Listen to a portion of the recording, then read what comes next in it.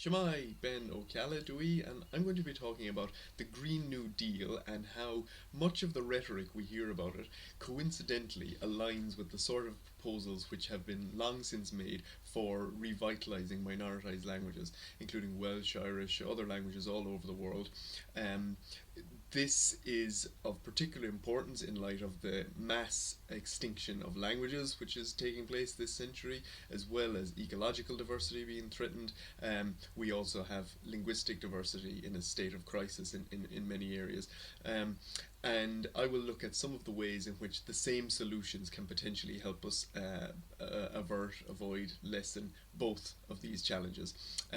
But I'll also look at some of the ways in which we're likely to face opposition to implementing these policies, and some of the lessons we can learn from the original New Deal as we try and have a Green New Deal implemented in coming years.